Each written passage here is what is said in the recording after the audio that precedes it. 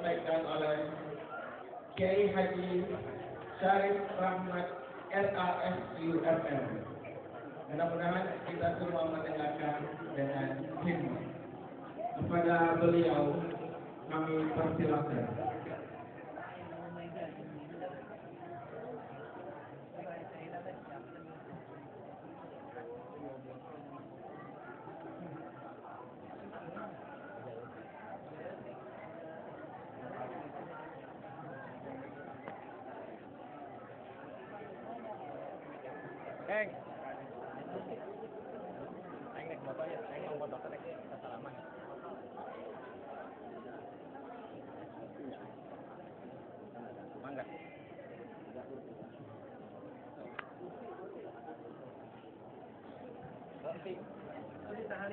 Oh, kursi.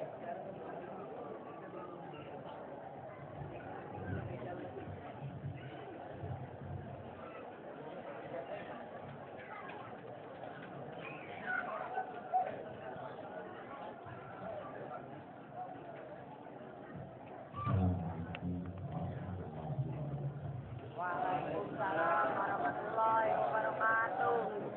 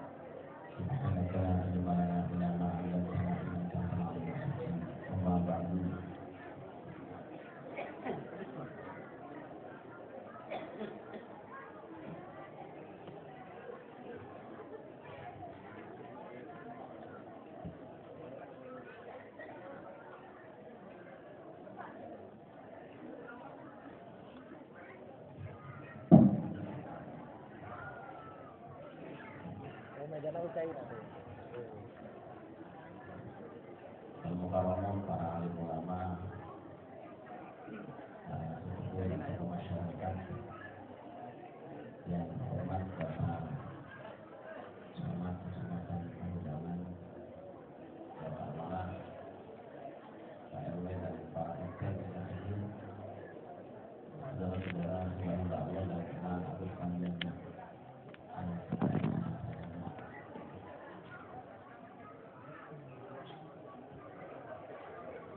Alhamdulillah, Allah pada malam hari ini kita semua dipertemukan di tempat yang mulia ini yang merupakan Nabi Maulid baginda Nabi Muhammad Sallallahu Alaihi Wasallam. Dengan satu harapan mudah-mudahan apapun yang kita lakukan semoga dari jalan masing-masing sampai dan selama kita ini hingga kembali nanti. Amin.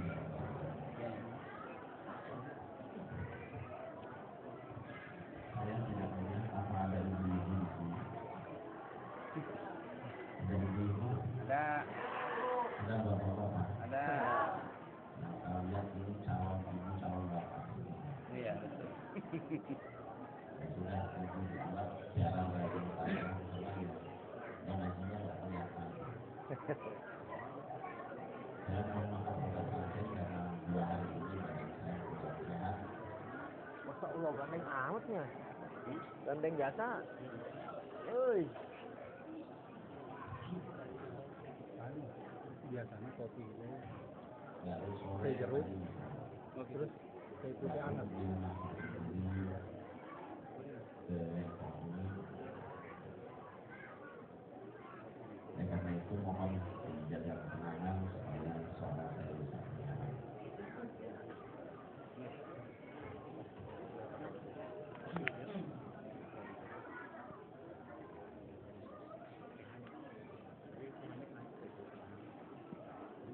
manisnya.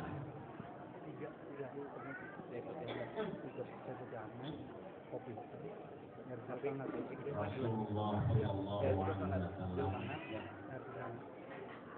pernah bersabda,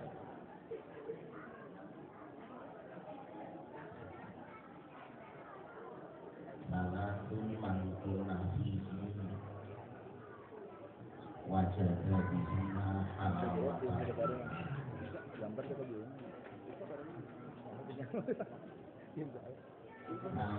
Ramadan man sokowai gunakan ono kosan ono iku ing dalam sinar wajada mongko mesti bakal temoni sapa sinar dihina kelawan salatu halawatal imani ing legine iman.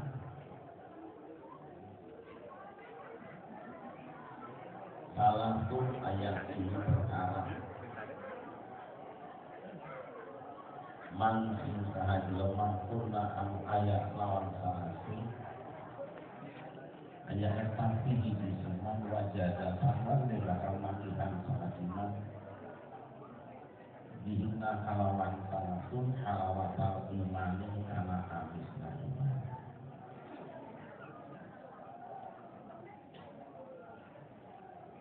Ada 3 perkara, siapa di dalam dirinya ada 3 perkara ini, maka ia akan merasakan manisnya iman.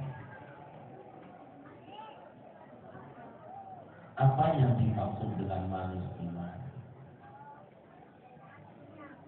Manis iman itu kalau ketaatan terasa lebih nikmat dirasakan daripada kemaksiatan.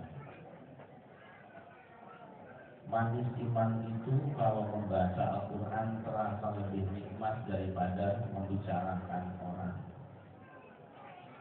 Manis iman itu kalau sholat tahajud terasa lebih nikmat daripada nonton azanilan. Itu manis.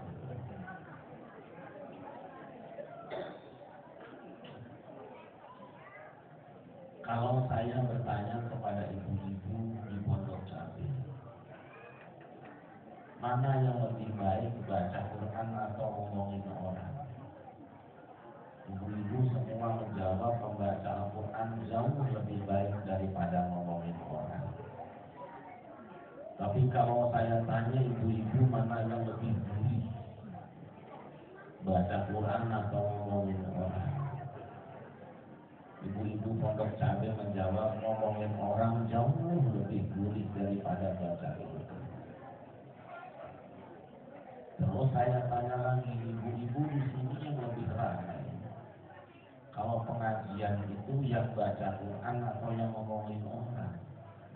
Ibu-ibu di Pondok Cabe tidak jawab, tapi survei membuktikan ngomongin orang jauh lebih ramai daripada baca Quran.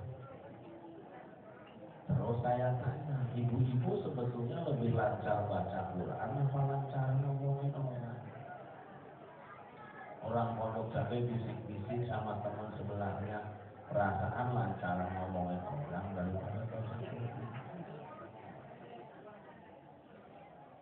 Kalau suruh baca Quran itu kita tidak tahu tajwidnya, mana sifatul huruf, makhorijul huruf, ahkamul huruf. Kita tidak tahu ahkamul waqfi wal tidak. Tapi ibu-ibu di Pondok Cabe kalau ngomongin orang semuanya fasih, semuanya bisa murotal, malah gak ada wakofnya bisa. Kenapa demikian? Belum manis iman. Ini yang saya omongin ibu-ibu di Pondok Cabe. Kalau ibu-ibu di sini Masya Allah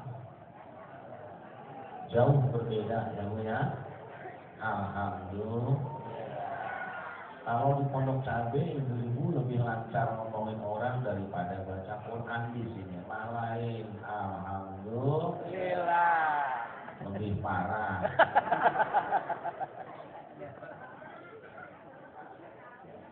Kalau saya nanya sama Pak RT di Pondok Cabe yang lagi kumpul di rumah RW, para RT Mana yang lebih baik sholat tahajud apa nonton bola? Para RT serempak semua. Tahajud. Kata bocah-bocah, aku juga ngerti. Terus saya tanya, Pak RT, mana yang lebih asik sholat tahajud apa nonton bola? Pak RT bilang nonton bola. Terus saya tanya, yang paling sering Pak RT kerjain di rumah, sholat tahajud apa nonton bola? Lupa. Tapi bocoran dari istrinya, lagi gue mah tiap malam nonton bola, tahajud kagak pernah bisa. Itu mah RT di lingkungan pondok. Kalau di lengkong ulama mah insya Allah rata-rata begitu. Kenapa seperti itu? Belum manis iman. Kalau ngomongin orang kadang-kadang dari satu orang jadi sekampung. Itu tadi yang nyolong segala siapa namanya? Si Herman. Wah emang si Herman mau dapat teman begitu. Herman tuh anak siapa sih? Haji Mahmud. Waduh, Haji Mahmud juga kasihnya menyolong mulu. Ngomong-ngomong Haji Mahmud aslinya orang mana sih? Ya aslinya orang Bogor. Emang orang Bogor mah rata-rata maling.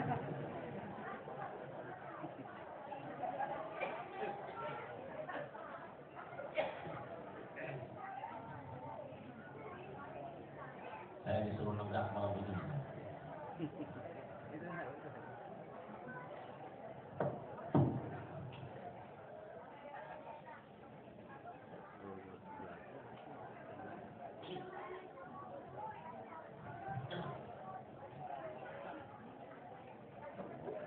Bagaimana supaya kita merasakan manisnya iman, supaya membaca Al-Quran terasa lebih nikmat daripada ngomongin orang, supaya tahajud terasa lebih nikmat daripada nonton bola? Sabda Nabi, ayyakunallahu wa rasuluhu ahabba ilaihi mimma siwahuma. Ayyakuna yentono sopa Allahu Gusti Allah wa rasuluhu lan utusane Gusti Allah iku ahabba langkung dipun remeni ilaihi marang siman mimma sopa barang siwahuma kang saliyane Gusti Allah lan utusane Gusti Allah. Ngerti gak ini? Ayyakuna kudu ayat sana Allahu Gusti Allah wa rasuluhu jeung utusan Gusti Allah. Aya eta ahabba langkung dipika cinta ini dikata siman mimma tina barang naon bae. Yurahumah anu salian si Allah jeung utusan Gusti Allah. Ngerti gak ini? Ada orang Sunda? Ada orang Sunda? Ada Sunda murtad sini mulanya. Hendaknya Allah dan Rasulnya lebih dia cintai daripada selain keduanya. Allah tidak melarang kita mencintai apapun. Allah tidak melarang kita mencintai siapapun.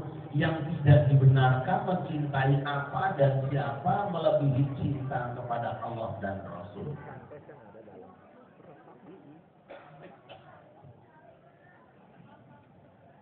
Mohon sabar, selamatnya seling sama batuk ya.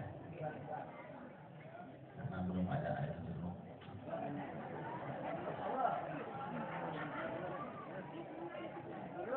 Mengapa Allah tidak melarang kita mencintai siapa dan apa? Karena Allah sendiri yang telah menciptakan rasa cinta dalam diri kita. Saya tanya adik-adik yang cantik-cantik, malah mundur mukanya. Ada pesona orang. Mukanya ketutup, badannya nongol semua. Saya tanya ibu-ibu, dalam diri kita ada rasa cinta, Bu? Ada rasa cinta? Nah, anak-anak muda ada rasa cinta? Rasa cinta padamu sejak lama tetap suci, takkan hilang sampai datang, takkan hilang sampai datang. Bareng. Masya Allah.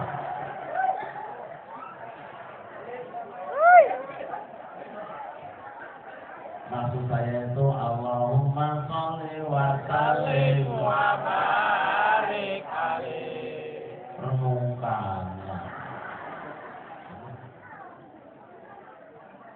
Allah tidak melarang seorang suami mencintai istrinya. Mungkin itu hasil rebutan dengan teman SMA dulu.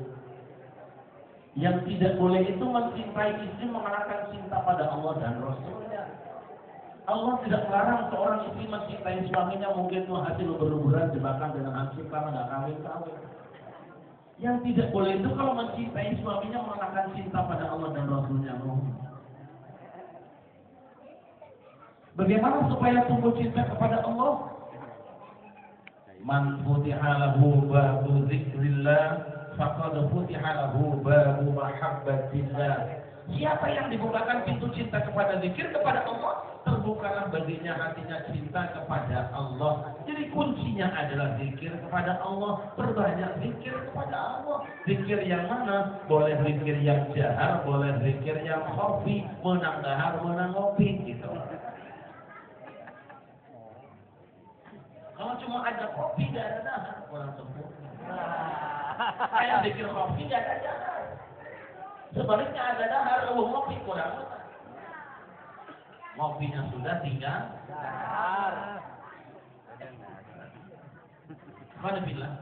Malam ini yang kumpul di tempat ini tidak sampai 10.000 orang yang berkumpul, tapi malaikat-malaikat Allah yang berkumpul turun bersama kita jutaan jumlahnya. Rasul mengatakan innalillahi malaikatan sayyahina yatarisuna majalisa dzikr wa idza wajadu qauman yadhkuruna Allah tanadaw halumu ila hajatikum fayahqunahum bi ajnihatihim. Allah punya satpol PP dari kalangan malaikat yang berterbangan di muka bumi mencari-cari majelis zikir. Ketika mereka bertemu dengan orang-orang yang berzikir kepada Allah, mereka menghamparkan sayapnya sambil berkata, halumu ila hajatikum. Wis panjang apa pun ada di sini kalau saya kita katakan bisa wis ada di sini saya. Halumu ila hajatikum lulus tapi kenal kahayang anjir tapi kan wahai kamu. Silahkan kamu minta apa saja kepada Allah, jangan malu-malu. Aku yang akan menyampaikannya pada Allah. Maka malaikat turun di tempat itu. Saat kita berzikir, malaikat ikut berzikir. Saat kita baca salawat, malaikat ikut baca salawat. Saat kita membaca doa, malaikat mengaminkan doa kita semuanya. Maka semua doa-doa yang kita panjatkan, insya Allah diijabah oleh Allah Subhanahu Wa Taala. Amin. Malaikat jadi tim sukses kita semua. Kalau tim suksesnya malaikat hebat, gratis pasti janjinya. Beda dengan tim sukses caleg. Kalau caleg mah tim sukses bikin rumah sudah jadi, calegnya belum tentu. Ada caleg nggak dalam ini? Ada. Kenapa belum tentu jadi? Sebab mereka balas dendam dulu waktu masih calon. Masya Allah, ada orang sunatan dia kondangan, ada orang kawinan dia paling depan mulu dan ngasih sumbangan rajaban, ngasih sambutan. Orang mati ngantar ke kuburan. Begitu udah jadi naik mobil kaca ditutup sama tetangga kagak nanya-nanya aja. Betul apa tidak? Hanya kita doain yang malam ini salat yang datang biar jadi, amin. Amin. Jadi apa?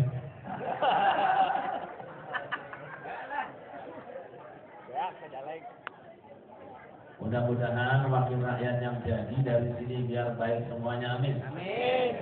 Kita doain kalau caleg yang jadi nanti terus baik dengan rakyat panjang umur, amin. Amin. Tapi kalau nggak ingat sama rakyat ya nggak tahu. Cepet mati. Inilah tempat yang oleh Rasul dikatakan idza marartum bil yadil jannati farta'u. Jika kamu lewat di taman-taman surga, mampirlah kamu semua. Wa ma riyadul jannah ya Rasulullah. Apa itu taman surga wahai Rasulullah? Hilaku zikri, riungan orang yang zikir. Ini adalah raudhah min riyadil jannah. Selama ini orang beranggapan yang namanya raudhah cuma yang di Madinah, itu adalah kebodohan. Karena Nabi sendiri mengatakan yang namanya raudhah ada di mana-mana. Di Bengkong ulama ini tiap hari ada raudhah, tiap hari ada taman surga. Meskipun taman surganya ukurannya beda-beda. Kalau di Madinah, Dewan Pimpinan Pusat raudhahnya. Kalau Bengkong ulama, Dewan Pimpinan Cabang ulamanya. Walaupun Dewan Pimpinan Cabang raudhah tempat ini, kalau ada di antara ibu-ibu yang malam ini pas bubar ngaji mati, insya Allah masuk surga. Amin.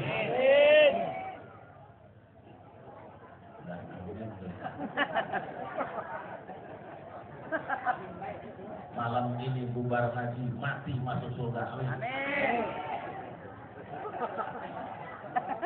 Bongkar. Ibu-ibu. Makanya malaikat kumpul di tempat ini, orang beriman kumpul di tempat ini. Kenapa? Karena ini adalah taman-taman surga. Walaupun bunganya bunga bonsai, surga ini bonsai surga ini. Ini ada pohon yang terus kering belakang. Kira gini, waduh. Ini sengsara bener itu. Oh sih sama yang punya. Kurang siram. Orang yang beriman turun, malaikat turun, tapi ada makhluk Allah yang malam ini kepanasan di tempat ini dan sekarang sudah meninggal. Siapa? Setan. Makanya kalau besok ada orang selesai sholat berjamaah di masjid, kemudian imam mengajak doa zikir berjamaah, ada jamaah yang meninggal tanpa alasan, itu jamaah sudah kesurupan. Kalau peringatan Maulid Nabi belum selesai sudah bubar, itu orang udah kerasukan. Tapi kalau pas sedang ceramah malah nyender di tembok ngantuk-ngantuk, nah itu orang gak usah. Ada gak itu? Saya dengar katanya setan mau bikin buku, judulnya Zikir Berjamaah Bid'ah. Oh bid'ah. Malah saya sudah mendengar setan bikin radio namanya Roh Jahat.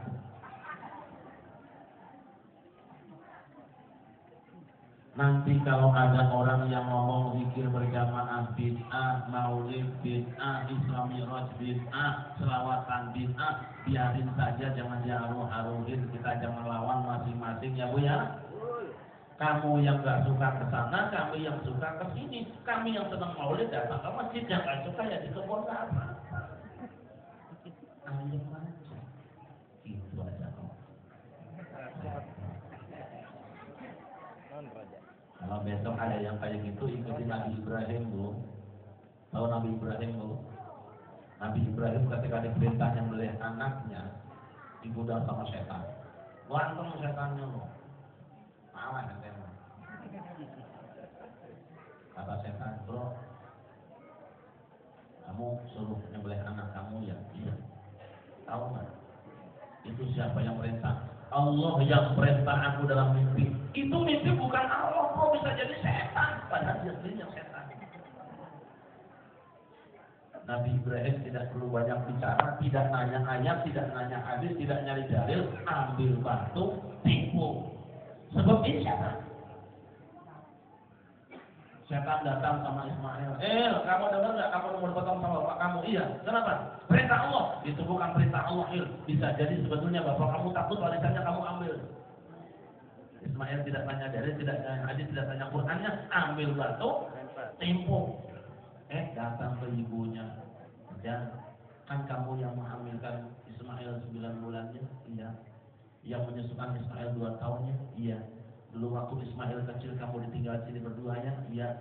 Sekarang bocah udah gede, bapaknya datang lagi mau nyembelih anak lo, bener gak kira-kira itu? Ya bener, namanya juga perintah Allah.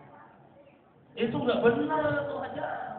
Ajar nanti kalau ada yang ganggu ibadah ini setan. Gak nanya dalil, gak nanya ayat, gak nanya hadis, ambil batu, ikut. Makanya begitu besok kalau ada yang bilang yasinan malam Jumat bid'ah, zikir berjamaah bid'ah, maulid bid'ah, nggak usah nanya ayat hadis dalilnya, ambil batu, Timpuk. berani? Ya. Berani bagaimana? Tawanya sebulan sekali loh. Malaikat lapor sama Allah. Dari mana kamu kan? Kami dari Lengkong Ulama. Lengkong Ulama. Berarti yang duduk depan ulama semua ya? Bukan bocah-bocah kecil. Yang belum disunat juga ada itu. Titik-titik orang nongkrong depan. Pada guris mulu. Makanya di mana di belakang nyari foto semua pada belakang. Terus mau seragamnya belum lunas. Apa yang mereka baca oleh hamba-hambaku?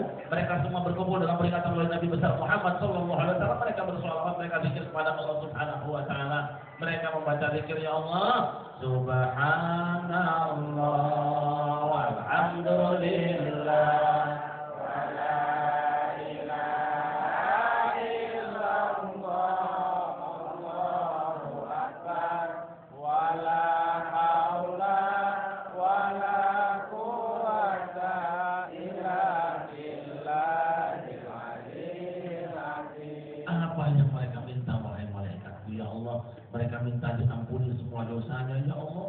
Minta apa lagi wahai malaikatku? Mereka berlindung kepadamu agar supaya jangan dimasukkan ke dalam neraka. Memangnya mereka melihat neraka wahai malaikatku? Tidak ya Allah. Bagaimana kalau mereka melihat neraka? Seandainya mereka melihat neraka pasti mereka akan histeris. Dicerita mohon perlindungan kepadamu. Minta apa lagi mereka wahai malaikatku? Ya Allah, orang-orang lengkong ulama minta dimasukkan ke dalam surga. Memangnya orang situ ada potongan masuk surga, malaikatku potongan kan nggak ada, punya aja ngajinya di belakang kalau ngomong duit mulu. Apakah mereka melihat surgaku wahai malaikatku? Tidak ya Allah. Bagaimana kalau mereka melihat surga? Seandainya mereka melihat surga ya Allah, pasti mereka akan cerita histeris mohon dimasukkan ke dalam surga. Mohon ya. Kan malaikat muduhno sira kabeh saiki. Balik meneh nang gone wong lengkong ulama. Aturno saka aku Gusti Allah. Turun anjeun sadayana ayeuna sik panggihan urang lengkong ulama cara keneh dinya. Bejakeun ti kami Gusti Allah, anni qad ghafartu lahum, sungguh aku telah mengampuni dosa mereka semuanya. Amin. Amin. Ada malaikat yang interupsi. Interupsi ya Allah. Kenapa kan? Di situ kan ada orang-orang yang tidak ikut zikir ya Allah, tidak ikut baca Quran, tidak ikut sholawat. Siapa itu? Itu orang yang dari awal acara cuma ngincer terus tukang kamera tuh belum ada urusannya.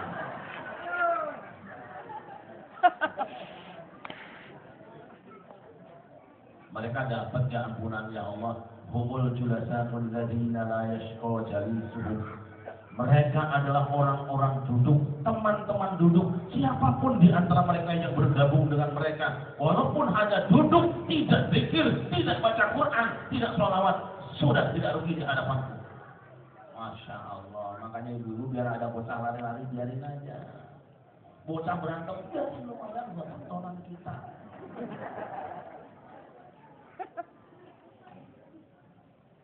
Jangan anggap kecil zikirnya punya, timbang ngumpul saja sudah gugur dosa-dosa kita semua. Amin. Amin. Apa modal kita di hadapan Allah, saudara-saudara? Apa yang bisa kita lakukan di hadapan Allah? Cuma zikir kepada Allah, menyentuhnya tidak bisa, melihatnya tidak bisa, tapi menyentuh kekuasaan Allah dengan zikir kepada Allah itu yang bisa kita lakukan. Apa modalnya Nabi Adam ketika diimpeachment dari dalam surga? Ketika Adam melakukan pelanggaran dalam surga karena pembisik yang namanya iblis, nama artinya Haris di situ punten. Dia masuk ke dalam surga silaturahim dengan Adam, dia mengatakan, "Dan aku dengar kamu katanya tidak boleh mendekati pohon itu ya Dan." Betul. Kenapa tidak boleh? Karena kalau aku mendekati pohon ini, niscaya aku akan celaka. Apa iblis Adam gak akan celaka sebetulnya? Sebetulnya kalau kamu mendekati pohon ini, kamu justru akan menjadi malaikat dan kamu akan kekal di dalam surga. Adam tidak percaya. Karena tidak percaya, kemudian iblisnya bersumpah. Wa qasamahuma inni lakuma laminan nasihin.